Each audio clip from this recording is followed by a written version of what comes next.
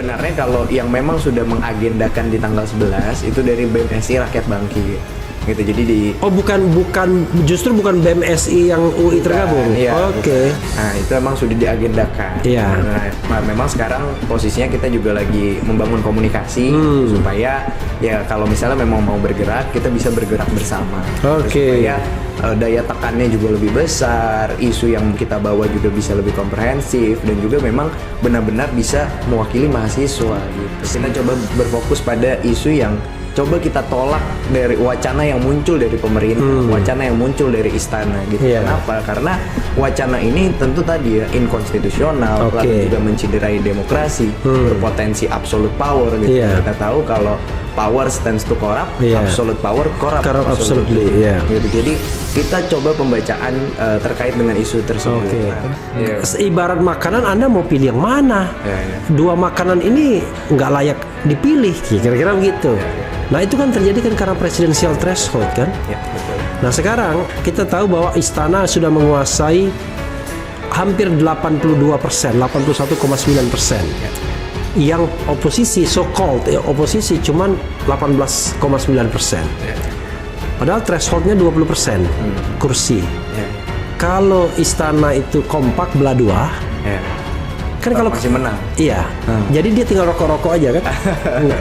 Lo mau pilih siapa, yang penting kita yang menang. Dan itu adalah cara mudah dan murah untuk menguasai politik Indonesia. Nggak perlu nyogok rakyat, nggak perlu bayar rakyat, ya kan? Nggak perlu kampanye kemana-mana.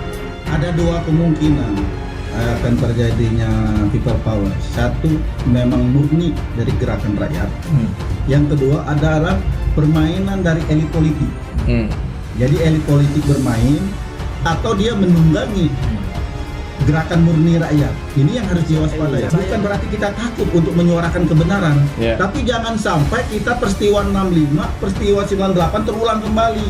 Teman-teman sudah menguasai gedung MPR, DPR, ternyata yang mendapat kue kekuasaan hari ini kan bukan teman-teman yang demo itu, orang lain gitu loh.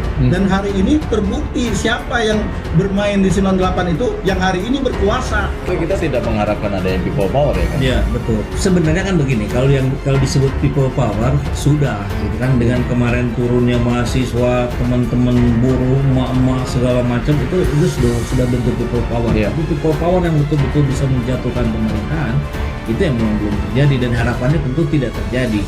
Ya, seperti cerita Pak Tarmizi barusan, nampaknya seperti lebih banyak mudarat dibanding manfaat, dan tentu harus kita hindari kalau begitu.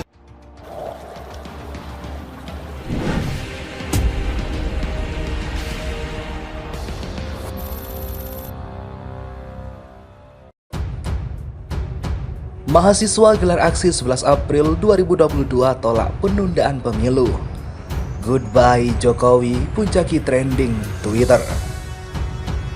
We Online Jakarta. Mahasiswa dari berbagai perguruan tinggi akan menggelar aksi demo 11 April 2022 di Istana Negara Jakarta. Mahasiswa yang akan dikoordinir oleh Badan Eksekutif Mahasiswa Seluruh Indonesia atau BMSI menuntut sikap tegas Presiden Jokowi terkait wacana penundaan pemilu dan perpanjangan masa jabatan Presiden 3 periode. Koordinator Pusat BMSI, Kaharudin, mengatakan aksi itu digelar bersama Aliansi BEM Pengguruan Tinggi Muhammadiyah dan Aliansi BEM Kampus yang ada di seluruh Indonesia. Bersamaan dengan rencana aksi mahasiswa 11 April 2022, warganet membuat tagar Goodbye Jokowi di Twitter.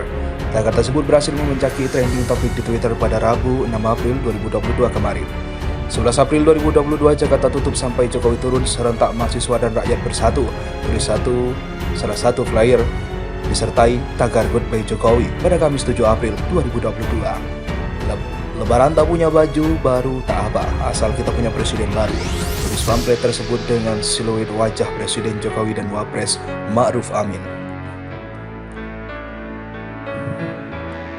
Sebelumnya Presiden Jokowi meminta agar wacana perpanjangan presiden tidak digaungkan lagi.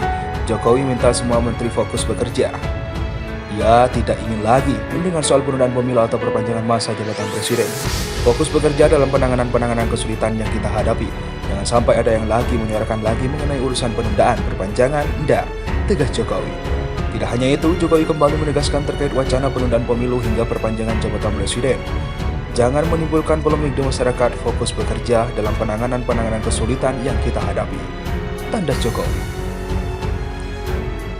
Pasal lanjutan sembari terus mendesak Jokowi untuk membuat pernyataan terbuka menolak wacana penundaan pemilu dan perpanjangan masa jabatan presiden.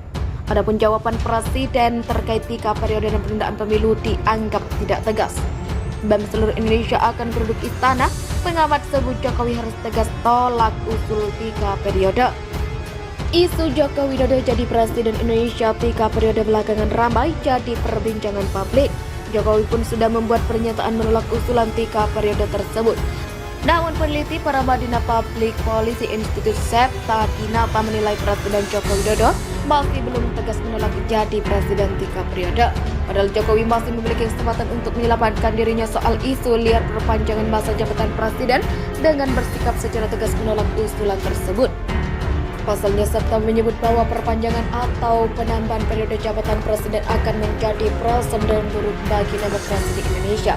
Kejelasan sikap presiden akan menunjukkan bahwa dirinya adalah benar-benar negarawan, bukan kemarun kuasa, kata Septa kepada wartawan Selasa 5 April 2022.